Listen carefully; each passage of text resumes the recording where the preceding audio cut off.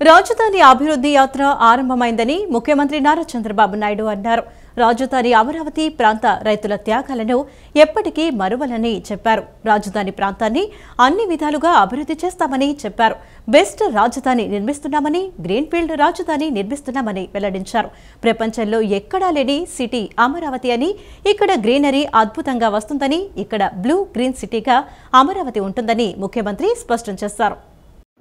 రాజధాని అమరావతిలో సిఆర్డీఏ ప్రధాన కార్యాలయం భవనాన్ని సీఎం చంద్రబాబు ప్రారంభించారు. మొదట పూర్ణకుంభం వేదాశీర్వచనాలతో ఆయనకు వేద పండితులు స్వాగతం పలికారు. భూములిచ్చిన రైతులను సీఎం ఆత్మీయంగా పలకరించారు. ఈ సందర్భంగా ఆయన మాట్లాడుతూ, ఇవాళ చాలా ఆనందంగా ఉందని, మొదటి సిఆర్డీఏ భవనం ప్రారంభమైందన్నారు. తొలిసారి ల్యాండ్ పూలింగ్ కింద భూములిచ్చిన చరిత్ర అమరావతి రైతులదని చెప్పారు. రాబోయే రోజుల్లో ప్రభుత్వ, ప్రైవేటు భవనాలు వస్తాయని అన్నారు. రాష్ట్ర విభజన జరిగినప్పుడు రాజధాని కూడా లేని పరిస్థితి అని చెప్పారు. రాజధాని ఎక్కడా చెప్పకుండా అప్పటి కేంద్ర ప్రభుత్వం రాష్ట్ర విభజన చేసిందన్నారు. రాష్ట్ర భవిష్యత్తుకు ఉపయోగపడేలా ప్రపంచంలో ఎక్కడా లేని విధంగా నిర్మించాలని ఆనాడు నిర్ణయం తీసుకున్నామని అన్నారు. విజయవాడ, గుంటూరు మధ్యలో రాజధాని ఉంటే బాగుంటుందని నిర్ణయించామని, అప్పటికే ప్రూఫ్ ఆఫ్ కాన్సెప్ట్ తయారు చేశామన్నారు. రాజధాని నిర్మాణానికి భూములిచ్చేందుకు రైతులు స్వచ్ఛందంగా ముందుకొచ్చారన్నారు. ప్రపంచ చరిత్రలో ఇంత పెద్ద మొత్తంలో భూ సమీకరణ జరిగింది ఒక్క అమరావతిలోనేనని చెప్పారు. రాజధాని రైతుల సమస్యలను పరిష్కరించేందుకు కేంద్ర మంత్రి పెమ్మసాని చంద్రశేఖర్, మంత్రి నారాయణ, ఎమ్మెల్యే శ్రావణ్ కుమార్కు బాధ్యతలు అప్పగిస్తున్నట్లు తెలిపారు. ఇది రాష్ట్ర భవిష్యత్తుకు ఉపయోగపడే రాజధానిగా ఉండాలి. అందుకే నా నిర్ణయం ఆ రోజు దీనికి సరైన ప్లేస్ వచ్చి విజయవాడ, గుంటూరు మధ్యలో అని చెప్పి నిర్ణయం చేశాం. మొట్టమొదటిసారిగా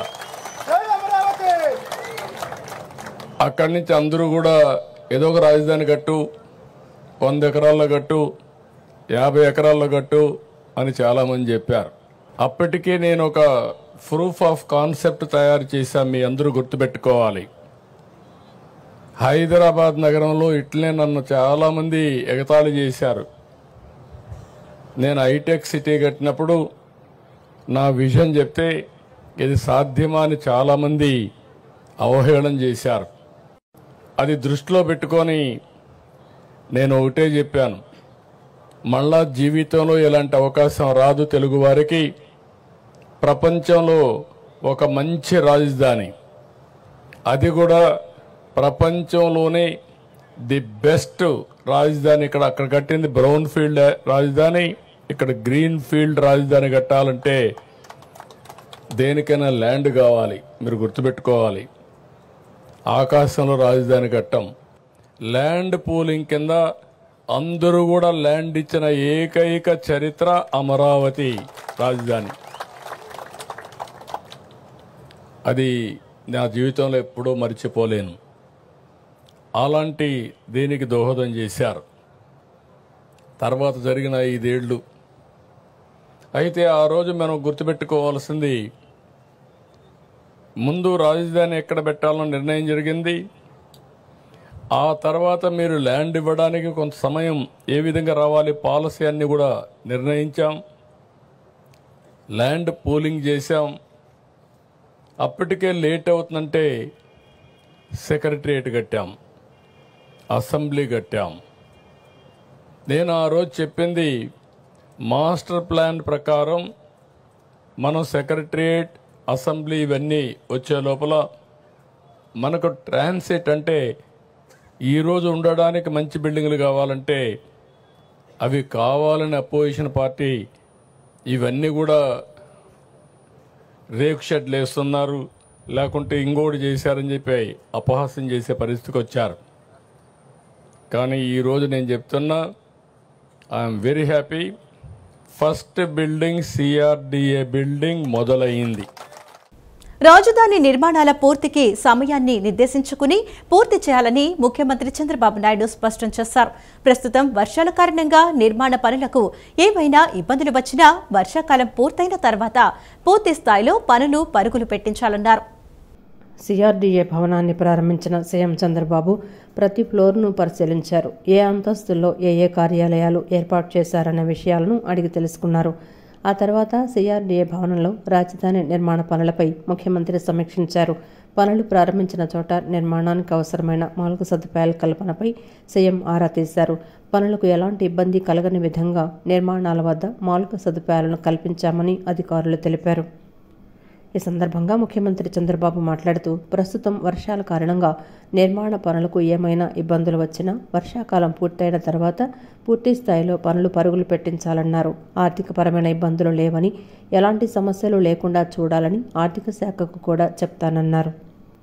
ఈ సమీక్షలో కేంద్ర మంత్రి పెమ్మసాని, మంత్రి నారాయణ, ఎమ్మెల్యేలు తెనాలి శ్రావణ్ కుమార్, ధూళిపళ్ల నరేంద్ర, కొలికిపూడి శ్రీనివాసు, మున్సిపల్ శాఖ, సిఆర్డీఏ ఉన్నతాధికారులు పాల్గొన్నారు. రాష్ట్రానికి పెద్ద ఎత్తున పెట్టుబడులు ఆకట్టుకోవడం, ఏపీ బ్రాండ్ ఇమేజ్ పెంచుకోవడంతో పాటు సరికొత్త ఆలోచనలకు సిఐఐ భాగస్వామ్య సదస్సు వేదిక కావాలని అధికారులకు ముఖ్యమంత్రి నారా చంద్రబాబు నాయుడు సూచించారు. ఆంధ్రప్రదేశ్ను భారత ఆర్థిక సాంకేతిక ప్రగతిలో అగ్రగామిగా ప్రతిష్ఠించడమే లక్ష్యమని స్పష్టం చేశారు. గ్రీన్ ఎనర్జీ రంగంలో రాష్ట్రం దేశానికి ఆదర్శంగా నిలుస్తోందని, అలాగే గూగుల్ వంటి అంతర్జాతీయ సాంకేతిక దిగ్గజ సంస్థలు రాష్ట్రానికి వస్తున్నాయన్నారు. రాష్ట్రం త్వరలోనే కృత్రిమ మేధస్సు ఇన్నోవేషన్ హబ్గా మారనుందని తెలిపారు. సదస్సులో ఈ అంశాలు రాష్ట్ర ఆకాంక్షలు ప్రతిబింబించాలన్నారు. విశాఖపట్నంలో నవంబర్ 14-15 తేదీల్లో రాష్ట్ర ప్రభుత్వం నిర్వహించ తలపెట్టిన సిఐఐ పార్ట్నర్షిప్ సమ్మిట్ సన్నాహకాలపై సచివాలయంలో నేడు అధికారులతో ముఖ్యమంత్రి సమీక్ష నిర్వహించారు. సిఐఐ సదస్సుకు ముఖ్య అతిథిగా ప్రధాని నరేంద్ర మోదీని ఆహ్వానించాలని నిర్ణయించినట్లు సీఎం తెలిపారు.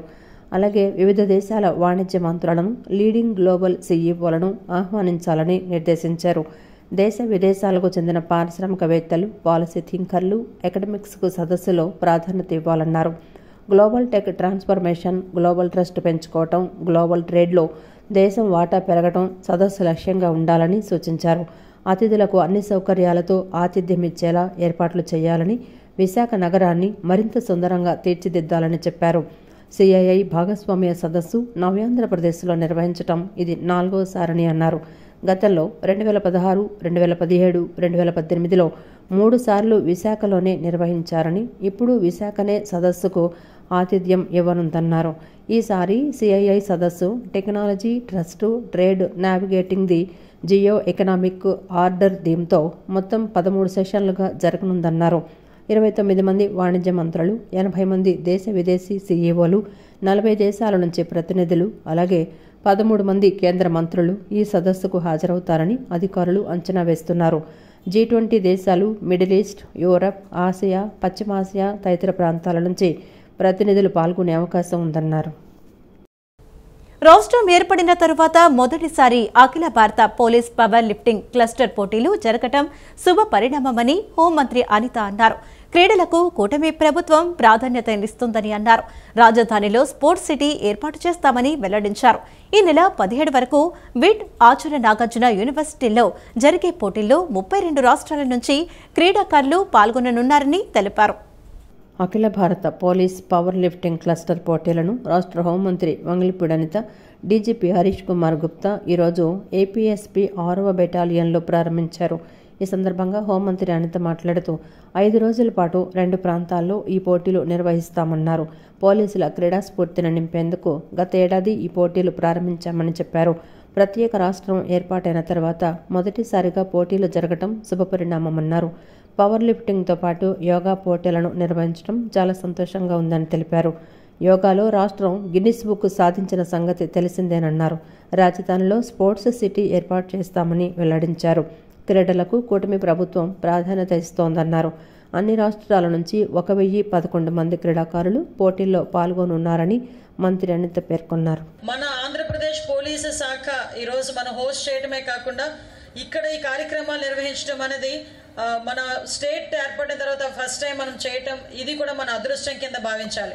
ఆంధ్రప్రదేశ్ గవర్నమెంట్ ప్రత్యేకంగా గౌరవ ముఖ్యమంత్రి గారు నారా చంద్రబాబు నాయుడు గారు పోలీసులకి సంబంధించి ఈరోజు పవర్ లిఫ్టింగ్, అదేవిధంగా వెయిట్ లిఫ్టింగ్ తో పాటు యోగా అన్నది కూడా ఈరోజు కాంపిటీషన్స్ ఏర్పాటు చేయాలి అని చెప్పడం కూడా ఒక దూరదృష్టికి, ఒక నిధులకి చెప్పాలంటే ఒక తార్కాణం. ఎస్పెషల్లీ గౌరవ ముఖ్యమంత్రి గారు తెలిసి ఈరోజు పోలీస్ డిపార్ట్మెంట్ కి సంబంధించి ఆంధ్రప్రదేశ్ గవర్నమెంట్ ప్రత్యేకంగా ఈ వెల్ఫేర్ అండ్ స్పోర్ట్స్ కి సంబంధించి ప్రతి జిల్లాలోని కూడా ఒక ఆర్ఐ స్థాయి వ్యక్తిని, ఒక ఇన్స్పెక్టర్ని కూడా అక్కడ అపాయింట్ చేసి ఆరోగ్యంగా వాళ్ళు ఎలా ఉన్నారు, వాళ్ళకి హెల్త్ టెస్టులు చేయించడం దగ్గర నుంచి స్పోర్ట్స్లో కూడా వాళ్ళని ముందుండేటట్టుగా ఒక ట్రైనప్ చేయడానికి ప్రతి జిల్లాలోని కూడా ఫస్ట్ టైం ఈరోజు మనందరం కూడా ఇంట్రడ్యూస్ చేయడం జరిగింది. ఒక దేశంలో ఉన్న ప్రత్యేకమైన weight lifting, power lifting and yoga కాంపిటీషన్స్లో ఉన్న వాళ్ళు ఈ వేదిక మీదకి వచ్చారంటే మీలో ఒక సత్సంబంధాలు ఏర్పడాలి. ఒక మంచి వాతావరణంలో, ఒక స్పోర్టివ్ వాతావరణంలో విజేతలైన వాళ్ళు ఆనందంగానే వెళ్ళాలి, విజేతలు కాని వాళ్ళు కూడా ఆనందంగానే వెళ్ళాలి. ఎందుకంటే ఈ స్టేజ్ వరకు వచ్చామంటేనే మీరు వన్ ఆఫ్ ద విజేతల కింద మీరు కూడా భావించుకోవాల్సిన అవసరం ఉంది. Immense pride and heartfelt warmth that I welcome you all to the opening ceremony of 2nd All India Police Weightlifting Cluster 2025-26. We are truly honored to host this prestigious event here in Andhra Pradesh, and we extend our sincerest greetings to each one of you. రాష్ట్రంలో ఈ ఏడాది ఖరీఫ్ సీజన్లో భారత ప్రభుత్వం ద్వారా 30 లక్షల metric టన్నుల బియ్యం సేకరణకు కేంద్ర ప్రభుత్వం అనుమతించిందని భారత ఆహార సంస్థ రాష్ట్ర స్థాయి సంప్రదింపుల కమిటీ చైర్మన్, పార్లమెంట్ సభ్యులు లావు శ్రీకృష్ణ దేవరాయలు తెలిపారు. రైతు పండించిన ప్రతి గింజను కొనుగోలు చేయాలన్నదే ప్రభుత్వ లక్ష్యమన్నారు. అదేవిధంగా ప్రభుత్వం నిర్ణయించిన కనీస మద్దతు ధర రైతుకు అందించాలన్నదే తమ ప్రభుత్వ ధ్యేయమన్నారు. భారత ఆహార సంస్థ ద్వారా ప్రతి నెల 1.54 లక్షల మెట్రిక్ టన్నుల ఫోర్టిఫైడ్ రైస్ పంపిణీ అవుతుందన్నారు. విజయవాడ యనమల కుదురు రోడ్డులోని భారత ఆహార సంస్థ ప్రాంతీయ కార్యాలయంలో నేడు భారత ఆహార సంస్థ రాష్ట్ర స్థాయి సంప్రదింపుల కమిటీ సమావేశాన్ని చైర్మన్, పార్లమెంటు సభ్యులు లావు శ్రీకృష్ణ దేవరాయల అధ్యక్షతన నిర్వహించారు. ఈ సందర్భంగా చైర్మన్ లావు శ్రీకృష్ణ దేవరాయలు పాత్రికేయులతో మాట్లాడుతూ గతేడాది ఖరీఫ్లో 15.92 లక్షల మెట్రిక్ టన్నుల బియ్యాన్ని భారత ఆహార సంస్థ ద్వారా కొనుగోలు చేశామన్నారు. ఈ ఏడాది ఖరీఫ్లో 30 లక్షల మెట్రిక్ టన్నుల బియ్యం సేకరణకు కేంద్ర ప్రభుత్వం అనుమతించిందని తెలిపారు. ఎఫ్సిఐ నుంచి పంజాబ్ రాష్ట్రం తర్వాత 14 లక్షల టన్నుల బియ్యాన్ని 10% బ్రోకెన్తో సేకరించడానికి అనుమతి ఉన్న రెండవ రాష్ట్రం ఆంధ్రప్రదేశ్ అని అన్నారు. గత అనుభవాల దృష్ట్యా రాష్ట్ర ప్రభుత్వం కేంద్ర ప్రభుత్వాన్ని ధాన్యం కొనుగోలు పెంచాలని కోరడం జరిగిందని, దానికి అనుగుణంగా కేంద్ర ప్రభుత్వం లక్ష్యాన్ని పెంచిందన్నారు. గత రబీ సీజన్లో 9.93 లక్షల మెట్రిక్ టన్నుల బియ్యం కొనుగోలు చేయడం జరిగిందన్నారు. ఈ ఏడాది రబీలో కొనుగోలు లక్ష్యాన్ని పెంచే అవకాశం ఉందన్నారు. రాష్ట్రంలో విస్తారంగా వర్షాలు కురిశాయని, దాంతో పంట దిగుబడి మరింత పెరిగే అవకాశం ఉందని, దానికి అనుగుణంగా చర్యలు తీసుకోవడం జరుగుతుందన్నారు. భారత ఆహార సంస్థ ద్వారా ప్రతి నెల 1.54 లక్షల మెట్రిక్ టన్నుల ఫోర్టిఫైడ్ రైస్ పంపిణీ అవుతుందన్నారు. ఫోర్టిఫైడ్ రైస్ను రాష్ట్రంలో 24.47 లక్షల మంది పిల్లలకు మధ్యాహ్న భోజనం పథకం కింద మహిళాభివృద్ధి, స్త్రీ శిశు సంక్షేమ శాఖ ఆధ్వర్యంలోని 55,746 అంగన్వాడీ కేంద్రాలకు ద్వారా పంపిణీ చేస్తున్నామని తెలిపారు. వీకి వచ్చి పోయిన సంవత్సరం 10 లక్షల మెట్రిక్ టన్నులు, దాన్ని కూడా పెంచేదానికే ప్రయత్నిస్తాం. ఎందుకంటే అది నెక్స్ట్ క్రాప్ కాబట్టి దాన్ని కూడా పెంచేదానికి ప్రయత్నిస్తాం. ఇది మొదటిది. రెండవది, పోయినసారి ఈ మీటింగ్ ఏదైతే జరిగిందో ఫుడ్ కార్పొరేషన్ ఆఫ్ ఇండియా తరఫున, దాంట్లో మేము కోరటం జరిగింది, మీరు క్వాలిటీ ఏ విధంగా మెయింటైన్ చేస్తూ ఉన్నారు. దాని నుంచి, ఎందుకంటే ఆంధ్రప్రదేశ్లో ఎక్కువగా రాష్ట్ర ప్రభుత్వం కూడా ప్రొక్యూర్ చేస్తూ ఉంది. 3 నుంచి 4 లక్షల మెట్రిక్ టన్నుల దాకా ప్రొక్యూర్ చేస్తూ ఉంది. సో మీరు ఎలా ప్రొక్యూర్ చేస్తూ ఉన్నారు, ఆ క్వాలిటీ కంట్రోల్ ఎలా చేస్తూ ఉన్నారు, వాటిని ఒకసారి మా వారికి కూడా పరిచయం చేయండి. మేమేమన్నా ఇంప్రూవ్ చేసుకోవాలంటే రాష్ట్ర ప్రభుత్వం వైపు నుంచి కూడా మేము కూడా ఇంప్రూవ్ చేసుకుంటామని చెప్పి కోరటం జరిగింది. సో వీరు కూడా వెళ్తే అక్కడ క్వాలిటీ ఆఫ్ గ్రెయిన్స్ ఎలా ఉన్నవి, వాటిని ఎలా స్టోర్ చేస్తూ ఉన్నారు, ఆ ఫ్యూమిగేషన్ ఎలా చేస్తూ ఉన్నారు, అలాగే రైతుల వైపు నుంచి సరైన సమయంలో వాళ్ళు ఇచ్చిన ధాన్యం ఇచ్చిన వెంటనే డబ్బులు పడతా ఉన్నాయా, లేకపోతే ఏమైనా కొద్దిగా డిలే ఉందా, ఇవన్నీ కూడా, అలాగే ప్రొక్యూర్ చేసిన ధాన్యాన్ని ఎంత తక్కువ టైంలో తీసుకుని వెళ్ళి గొడవలు తీసుకెళ్ళగలుగుతున్నారు, ఇవన్నీ కూడా కొద్దిగా అనలైజ్ చేయమని శ్రీ కాశీ విశ్వేశ్వర అన్నపూర్ణ దేవస్థానం విజయవాడ నగరానికి ఆధ్యాత్మిక కేంద్రంగా నిలుస్తుందని సెంట్రల్ ఎమ్మెల్యే బోండా ఉమామహేశ్వరరావు అన్నారు. భక్తులకు మెరుగైన సౌకర్యాలు కల్పించేందుకు నిరంతరం కృషి చేస్తున్నామని తెలిపారు. దేవాలయాల నిర్వహణ, అభివృద్ధి, పారదర్శకతకు కొత్త కమిటీల ద్వారా వ్యవస్థీకృత విధానం అమలు చేస్తున్నామని వెల్లడించారు. విజయవాడ సెంట్రల్ నియోజకవర్గంలోని చల్లపల్లి బంగ్లా వద్ద ఉన్న శ్రీ కాశీ విశ్వేశ్వర అన్నపూర్ణ దేవస్థానం నూతన పాలక మండలి సభ్యుల ప్రమాణ స్వీకారం కార్యక్రమం నేడు జరిగింది. ఈ కార్యక్రమానికి ప్రభుత్వ విప్ సెంట్రల్ నియోజకవర్గ ఎమ్మెల్యే బోండా ఉమామహేశ్వరరావు ముఖ్య అతిథిగా హాజరై సభ్యులకు శాలువాలు కప్పి సత్కరించి ప్రమాణ స్వీకారం చేయించారు. ఈ సందర్భంగా బోండా ఉమామహేశ్వరరావు మాట్లాడుతూ శ్రీ కాశీ విశ్వేశ్వర అన్నపూర్ణ దేవస్థానం విజయవాడ నగరానికి ఆధ్యాత్మిక ఆభరణం లాంటిదని అన్నారు. ఇది కేవలం దేవాలయం మాత్రమే కాకుండా భక్తుల హృదయాలలో ఉన్న పవిత్ర ఆధ్యాత్మిక కేంద్రమని చెప్పారు.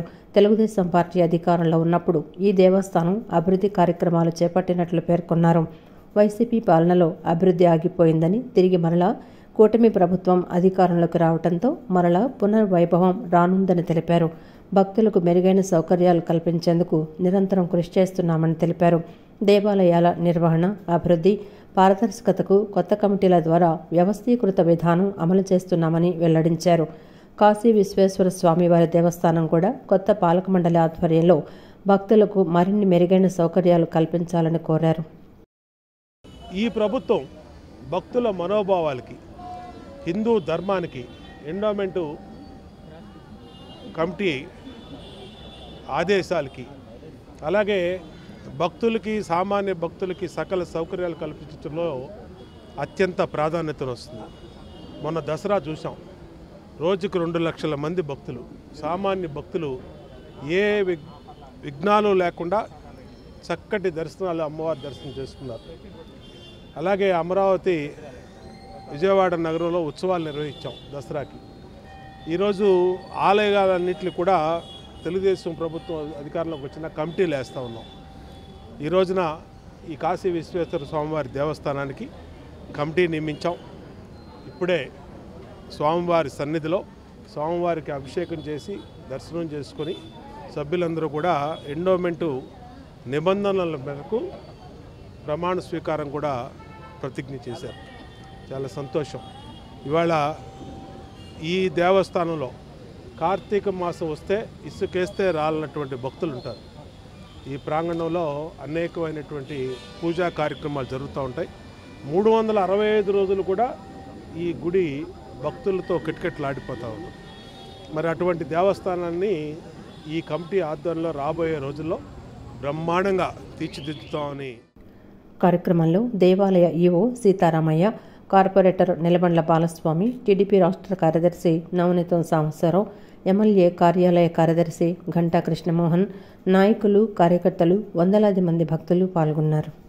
నకిలీ మద్యం మాఫియాకి సీఎం చంద్రబాబు నాయుడు, మంత్రి నారా లోకేష్ వెన్నుదన్నుగా నిలుస్తున్నారని ఎన్టీఆర్ జిల్లా వైసీపీ అధ్యక్షుడు దేవినేని అవినాష్ విమర్శించారు. వారికి అనుకూలమైన అధికారులతో సిట్ దర్యాప్తు చేయించాలని ప్రయత్నిస్తున్నారని ఆరోపించారు. కూటమి ప్రభుత్వానికి దమ్ముంటే కల్తీ మద్యంపై సీబీఐ విచారణకు ఆదేశాలు ఇవ్వాలని ఆయన డిమాండ్ చేశారు.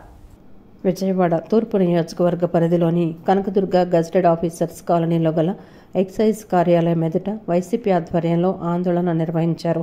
ఈ ఆందోళనకు పార్టీ ఎన్టీఆర్ జిల్లా అధ్యక్షుడు దేవినేని అవినాష్ నేతృత్వం వహించారు. పార్టీ నాయకులతో కలిసి ప్లకార్డులతో ర్యాలీగా తరలివచ్చిన అవినాష్ ఎక్సైజ్ అధికారులకు కల్తీ మద్యంపై వినతిపత్రం అందజేశారు.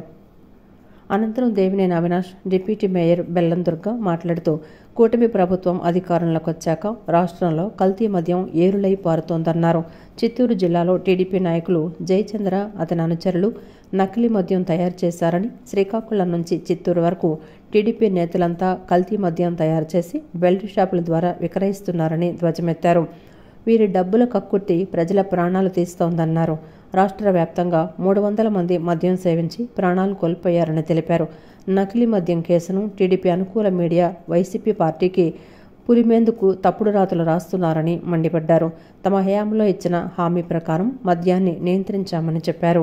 కూటమి ప్రభుత్వానికి దమ్ముంటే కల్తీ మద్యం కేసును సీబీఐతో విచారణ జరిపించాలని వారు డిమాండ్ చేశారు.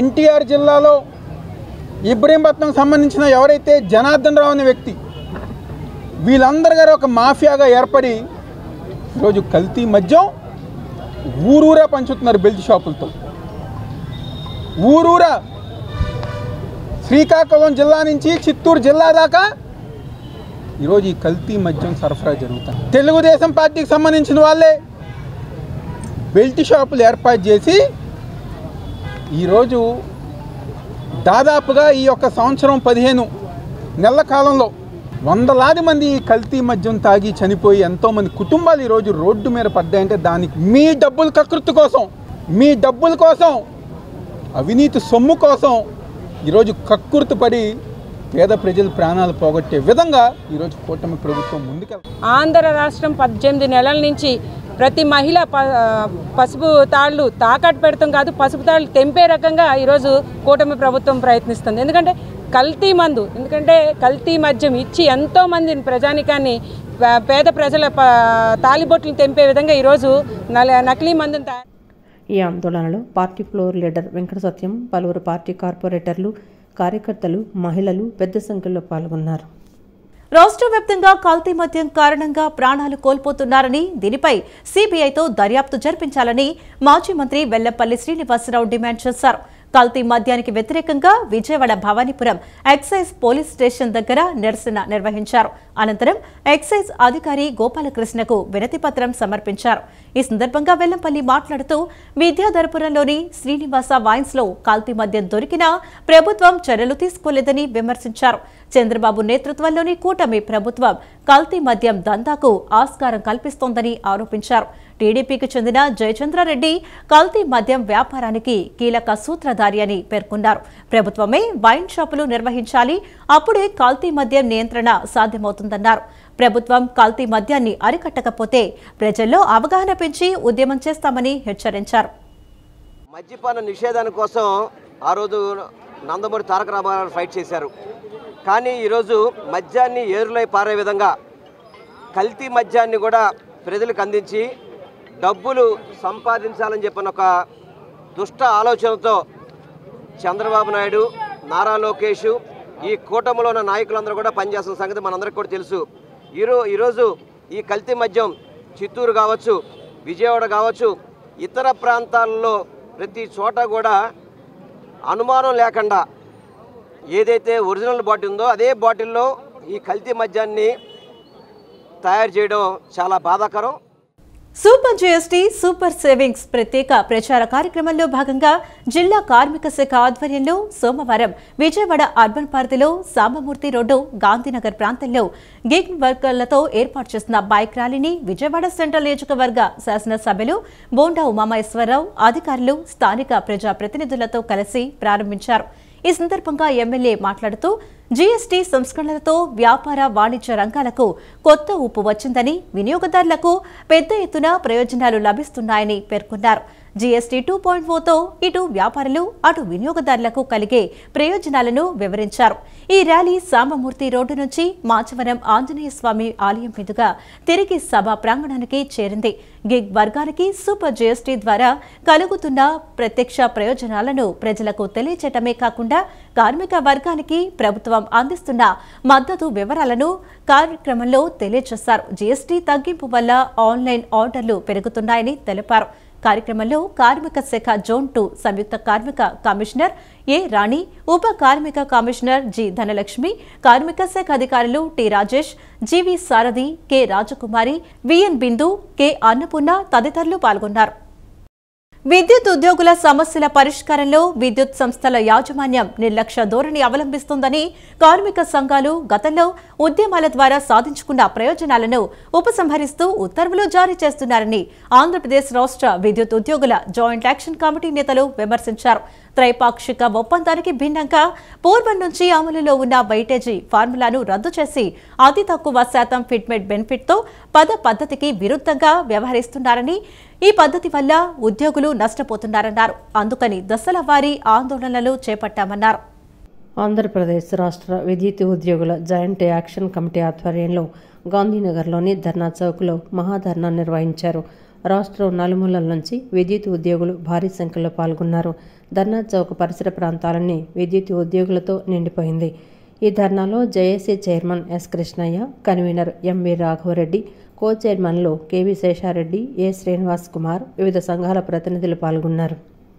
ఈ సందర్భంగా వారు మాట్లాడుతూ చాలా కాలంగా అపరిష్కృతంగా ఉన్న సుమారు 58 సమస్యలలో ముఖ్యమైన 29 సమస్యలపై గత నెలలో నోటీస్ ఇచ్చి దశలవారీ ఆందోళనలు చేస్తున్నప్పటికీ యాజమాన్యం నుంచి స్పందన రాలేదన్నారు.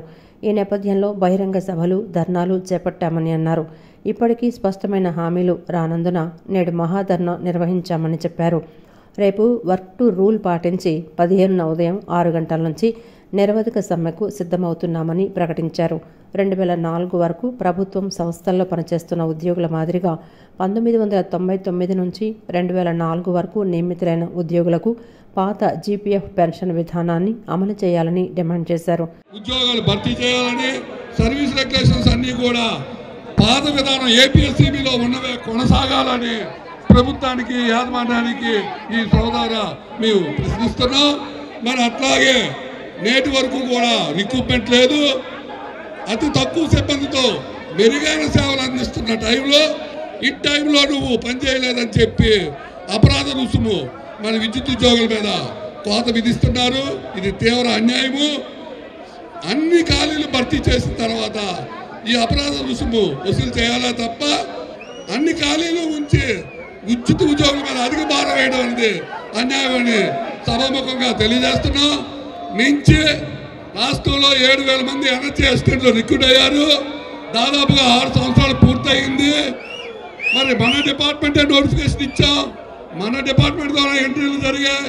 10th అయితే మెరిట్ మీద ఎంట్రీస్ జరిగాయి. ఏదైతే జేఎల్ఎం ఏఎల్ఎం చేస్తున్న పనులన్నీ కూడా ఎన్హెచ్ఏ అసిస్టెంట్లు చేస్తున్నారు. మరి ఈరోజు ఆ ఎన్హెచ్ఏ అసిస్టెంట్లు అందరికీ కూడా జేఎల్ఎంలో విలీనం చేసి పాత రెగ్యులేషన్ వచ్చినంత వరకు కూడా మరి ఈ పోరాటం ఆగదని వీఆర్ఏలకు పే స్కేల్ జీతాలు చెల్లించాలని ఆంధ్రప్రదేశ్ గ్రామ రెవెన్యూ సహాయకుల సంఘం అధ్యక్షులు షేక్ బందగి సాహెబ్ డిమాండ్ చేశారు. నైట్ డ్యూటీలను రద్దు చేయాలని, డీఏను జీతంలో కలపాలని కోరారు. నామినీలను వీఆర్ఏలుగా గుర్తించాలని, VRO, attender, watchman, record assistant తదితర ఖాళీ పోస్టుల భర్తీలో 70% పోస్టులు వీఆర్ఏలకు కేటాయించాలని డిమాండ్ చేశారు. ఆంధ్రప్రదేశ్ గ్రామ రెవెన్యూ సహాయకుల సంఘం ఆధ్వర్యంలో వీఆర్ఏలు తమ న్యాయమైన డిమాండ్లను పరిష్కరించాలని కోరుతూ గాంధీనగర్లోని ధర్నా చౌక్లో రిలే నిరాహార దీక్షలు నిర్వహించారు. తమ డిమాండ్లు పరిష్కరించాలంటూ నినాదాలు చేశారు. ఈ సందర్భంగా సంఘం రాష్ట్ర అధ్యక్షులు షేక్ బందగి సాహెబ్ మాట్లాడుతూ తమ సమస్యల పరిష్కారం కోసం నేడు, రేపు రిలే నిరాహార దీక్షలు నిర్వహిస్తున్నామని, 15వ తేదీన మహాధర్నా కార్యక్రమాన్ని నిర్వహిస్తున్నట్లు చెప్పారు. కూటమి ప్రభుత్వం అధికారంలోకి వచ్చి 15 నెలలైనా ఏ ఒక్క సమస్య పరిష్కరించలేదన్నారు. వీఆర్ఏలకు 8 సంవత్సరాల నుంచి ₹1 కూడా వేతనం పెంచలేదని, కూటమి ప్రభుత్వం వస్తే వీఆర్ఏల సమస్యలు పరిష్కారం అవుతాయని ఆశించామన్నారు. కానీ కూటమి ప్రభుత్వం రావడంతోనే వీఆర్ఏలపై అక్రమ డ్యూటీలు, నైట్ డ్యూటీలు, ఇసుక ర్యాంపుల వద్ద డ్యూటీలు, బిఎల్ఓ డ్యూటీలు, రీసర్వేల పేరుతో సొంత గ్రామాల్లోనే కాకుండా వీఆర్ఏలతో ఇతర గ్రామాల్లో అక్రమ డ్యూటీలు చేయించడం వల్ల ఆర్థికంగా చితికిపోయారని తెలిపారు. వీఆర్ఏలతో చర్చలు జరిపేందుకు ప్రభుత్వం ముందుకు రావడం లేదన్నారు. తెలంగాణలో అమలవుతున్న విధంగా పే స్కేల్ అమలు చేయాలని కోరారు. ఈ 15 నెలల కాలంలో వీఆర్ఏల ఏ ఒక్క సమస్య కూడా పరిష్కారం చేయలేదు. వీఆర్ఏలకు దాదాపు 8 సంవత్సరాల నుంచి ₹1 కూడా వేతనం పెరగకుండా ఈ కూటమి ప్రభుత్వం రావడంతో వీఆర్ఏల సమస్యలు పరిష్కారం అవుతాయని ఆశించాం. కానీ కూటమి ప్రభుత్వం రావడంతోనే వీఆర్ఏలపై అక్రమ డ్యూటీలు, నైట్ డ్యూటీలు, ఇసుక ర్యాంపుల దగ్గర డ్యూటీలు, అటెండర్ డ్యూటీలు, బిఎల్ఓ డ్యూటీలు, రీసర్వే పేరుతో సొంత గ్రామాల్లోనే కాకుండా వీఆర్ఏలు ఆ మండలంలో ఉన్న ఇతర గ్రామాల్లో కూడా ఆ అక్రమ డ్యూటీలు చేయించడం వల్ల వీఆర్ఏలు ఆర్థికంగా చితికిపోయినారు. కానీ ఈ ప్రభుత్వం అధికారంలోకి వచ్చినాక వీఆర్ఏలతో చర్చలు జరపడానికి కూడా ఏమాత్రం కూడా ముందుకు రావట్లేదు. కావున మేము మా యొక్క సమస్యల పరిష్కారం కొరకు ఈ ప్రభుత్వం దృష్టికి తీసుకుని వెళ్ళడానికి ఈ దీక్షలు కూడా మహాధర్నా నిర్వహించడం జరుగుతుంది. భారత ఐక్య విద్యార్థి సమైక్య రాష్ట్ర ప్రథమ మహాసభలను జయప్రదం చేయాలని కార్యదర్శి సందీపోగు ఉదయ్ కుమార్ పిలుపునిచ్చారు. రాష్ట్ర కమిటీ నిర్ణయం మేరకు అక్టోబర్ 30, 31న కర్నూలు నగరంలోని జెడ్పీ కాన్ఫరెన్స్ హాల్లో నిర్వహిస్తున్నామని తెలిపారు. రాష్ట్ర ప్రభుత్వం రాష్ట్రంలోని మెడికల్ కళాశాలల ప్రైవేటీకరణను వ్యతిరేకిస్తూ రాష్ట్ర ప్రభుత్వం విద్యారంగ సమస్యలను గాలికి వదిలేయటం ప్రతిఘటిస్తూ నిర్వహిస్తున్న రాష్ట్ర ప్రథమ మహాసభలను విద్యార్థి లోకం జయప్రదం చేయాలని అన్నారు. భారత ఐక్య విద్యార్థి సమైక్య ఆధ్వర్యంలో గాంధీనగర్లోని ప్రెస్ క్లబ్లో విలేకరుల సమావేశం నిర్వహించారు. కర్నూలులో అక్టోబర్ 30, 31న జరిగే రాష్ట్ర ప్రథమ మహాసభలను జయప్రదం చేయాలని కోరుతూ పోస్టర్ ఆవిష్కరణ కార్యక్రమం జరిగింది. ఎంసీపీఐ రాష్ట్ర ప్రధాన కార్యదర్శి మర్రెడ్డి వెంకటరెడ్డి, ఎంసీపీఐ కృష్ణా జిల్లా కార్యదర్శి గొల్లపూడి ప్రసాద్, ఏఐసిటియు కార్మిక నాయకులు వల్లెపు లక్ష్మీనారాయణ, భారత ఐక్య యువజన సమైక్య రాష్ట్ర కన్వీనర్ కాసాని గణేష్ బాబు, యుఎస్ఎఫ్ఐ నాయకులు కరపత్రాన్ని ఆవిష్కరించారు. అనంతరం వారు మాట్లాడుతూ కూటమి ప్రభుత్వం అధికారంలోకి వచ్చి 15 నెలలు గడుస్తున్నా విద్యారంగ సమస్యలు పట్టించుకోకుండా గాలి కుదిలేసిందన్నారు. గత ప్రభుత్వం మెడికల్ కళాశాలలను తీసుకొస్తే ఈ కూటమి ప్రభుత్వం మెడికల్ కళాశాలలను P3 పద్ధతి ద్వారా ప్రభుత్వ రంగ సంస్థలపై ప్రైవేటు వ్యక్తుల ఆధిపత్యాన్ని ఇస్తూ ప్రజల ఆస్తులను ప్రైవేటు రంగానికి దారదత్తం చేస్తున్నారని అన్నారు. ప్రభుత్వ రంగ ఆస్తులపై ప్రైవేటు వ్యక్తుల ఆధిపత్యం ఏమిటని ప్రశ్నించారు. కొంత పెట్టుబడి పెడితే 2-3 సంవత్సరాలలో పూర్తి చేసే అవకాశం ఉన్నప్పటికీ ప్రభుత్వం దగ్గర డబ్బులు లేవన్న సాకుతో ప్రైవేటు వ్యక్తులకు అప్పగించడం దుర్మార్గమన్నారు. ప్రభుత్వ వైఫల్యాలను విద్యారంగ సమస్యల పరిష్కారానికై జరుగుతున్న భారత ఐక్య విద్యార్థి సమైక్య రాష్ట్ర ప్రథమ మహాసభలను విద్యార్థి లోకం హక్కున చేర్చుకుని జయప్రదానికి కృషి చేయాలని పిలుపునిచ్చారు. గత ప్రభుత్వం తీసుకొచ్చినటువంటి ప్రైవేటు మెడికల్ కళాశాలలను ప్రజల సొమ్ముతో కట్టినటువంటి ప్రైవేటు మెడికల్ కళాశాలను రాష్ట్ర వ్యాప్తంగా 10 మెడికల్ కళాశాలను ఎటువంటి అధికారం లేకుండానే ప్రైవేటు వ్యక్తులకు దారాదత్తంగా ఈరోజు దారబోస్తున్నటువంటి పరిస్థితి రాష్ట్రంలో ఏర్పడింది. ఈ ప్రైవేటీకరణ P3 పద్ధతి ఏదైతే ప్రభుత్వంలో భాగంగానే ప్రైవేటీ వ్యక్తుల అధికారంతో చేస్తున్నామని ఒక రాష్ట్ర ప్రభుత్వం చెప్తా ఉందో దీన్ని మేము తీవ్రంగా వ్యతిరేకిస్తూ ఉన్నాం. ప్రజల సొమ్ముపై, ప్రజల ఆస్తులపై ఈ యొక్క ప్రైవేటు వ్యక్తులకు అత్యంత చౌక ధరలకు ఈ యొక్క మెడికల్ కళాశాలను ప్రైవేటీకరణ పేరుతో వారికి ప్రైవేటు సంస్థలకు దోచిపెట్టడాన్ని భారత ఐక్య విద్యార్థి సమైక్యగా మేము వ్యతిరేకిస్తూ ఉన్నాం. కూటమిలో భాగంగా ఉన్నటువంటి తెలుగుదేశం నాయకత్వంలో ఉన్నటువంటి రాష్ట్ర ప్రభుత్వం ఈ రాష్ట్రంలో విద్యా వ్యవస్థని మొత్తం దాదాపుగా ప్రైవేటీకరించడానికి పూనుకున్నటువంటి విషయాన్ని ఇంతకుముందు మాట్లాడినటువంటి ఉదయ్ కుమార్ చెప్పటం అనేది జరిగింది.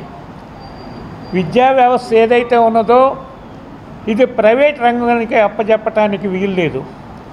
విద్య, వైద్యం ప్రధానంగా ఉచితంగా ప్రజలకి కల్పించవలసినటువంటి బాధ్యత ఈ ప్రభుత్వం మీద ఉన్నది.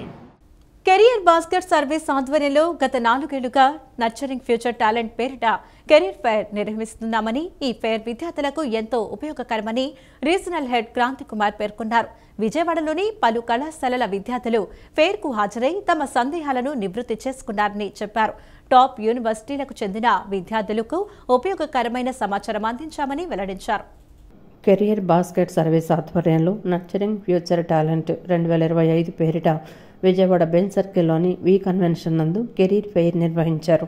ఈ ఫెయిర్లో SRM university, Mallareddy, upGrad, Anurag, Amrita, Chandigarh group of colleges, Somaiya Vidya Vihar వంటి ప్రముఖ యూనివర్సిటీలకు చెందిన ప్రతినిధులు ఈ ఫెయిర్లో పాల్గొని విద్యార్థులకు ఇంటర్ తర్వాత తీసుకోవాల్సిన కోర్సులు, స్కాలర్షిప్లు, ఉద్యోగ అవకాశాలు వంటి అంశాలపై అవగాహన కల్పించారు. విజయవాడలోని పలు కళాశాలలకు చెందిన విద్యార్థులు ఈ ఫెయిర్లో పాల్గొని తమ సందేహాలను నివృత్తి చేసుకున్నారు. అనంతరం career basket service regional head Kranthi Kumar మాట్లాడుతూ కెరియర్ ఫెయిర్ను గత 4 సంవత్సరాలుగా విజయవంతంగా నిర్వహించడం జరుగుతోందన్నారు. దేశంలోని టాప్ యూనివర్సిటీలు తమ స్టాల్ను ఏర్పాటు చేసి విద్యార్థులకు భవిష్యత్తులో ఏవి మంచి కోర్సులు, జాబ్స్ ఏ కోర్సు ద్వారా త్వరగా పొందవచ్చు, స్కాలర్షిప్స్, అడ్మిషన్ వంటి వివరాలను యూనివర్సిటీల ప్రతినిధులు విద్యార్థులకు వివరించారని చెప్పారు.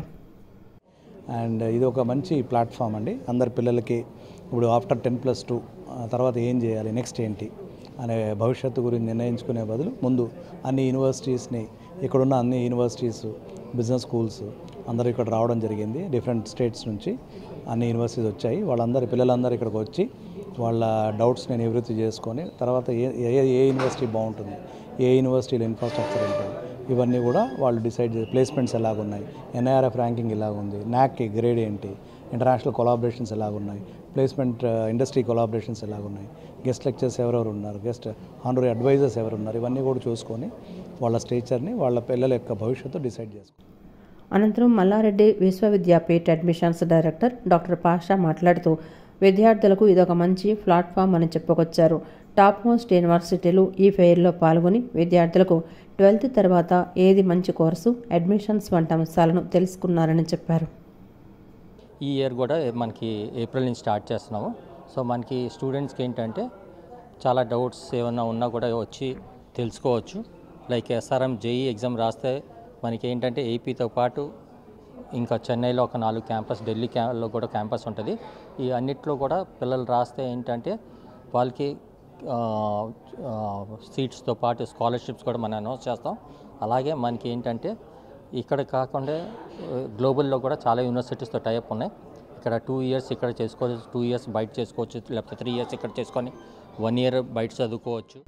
అనంతరం SRM university AP area manager KJ నాగదేవ్ మాట్లాడుతూ కెరియర్ బాస్కెట్ ఆధ్వర్యంలో ఫెయిర్ నిర్వహించడం అభినందనీయమని చెప్పారు. ఇది విద్యార్థులకు మంచి అవకాశమని, వారికి ఉన్న సందేహాలను నివృత్తి చేసుకోవడం జరుగుతుందన్నారు. యూనివర్సిటీ ఫెయిర్ అనేది ఏంటంటే మేము ప్రతి ఇయర్ కండక్ట్ చేస్తున్నాం. ఇది 4th ఇయర్ సక్సెస్ఫుల్గా కండక్ట్ చేస్తున్నాము. దీంట్లో ఏంటంటే మన ఇండియాలో ఉన్న టాప్ యూనివర్సిటీస్ నుంచి రిప్రజెంటేటివ్స్ అండ్ ఫ్యాకల్టీస్ వచ్చేసి పార్టిసిపేట్ చేస్తున్నారు. మన విజయవాడలో ఉన్న స్టూడెంట్స్కి సంబంధించి వాళ్ళకి కావాల్సిన ఎలాంటి డౌట్స్ ఉన్నా వాళ్ళు క్లియర్ చేసుకుంటారు. లైక్ ఫీజులో ఎలాంటి ఫ్యూచర్లో ఎలాంటి కోర్సెస్ తీసుకుంటే జాబ్లు ఎలా వస్తాయి, వాళ్ళకి ఎలాంటి స్కాలర్షిప్స్ వస్తాయి, అడ్మిషన్ ఎలిజిబిలిటీ ఏంటి, సో అది వాళ్ళకి ఎలా యూజ్ అవుతుంది, ఫ్యూచర్లో భవిష్యత్తులో వాళ్ళకి ప్లేస్మెంట్ రావడానికి ఎలా యూజ్ అవుతుంది అనేది దానికి మేజర్గా దాన్ని ఎయిమండి ఈవెంట్ కండక్ట్ చేయడం.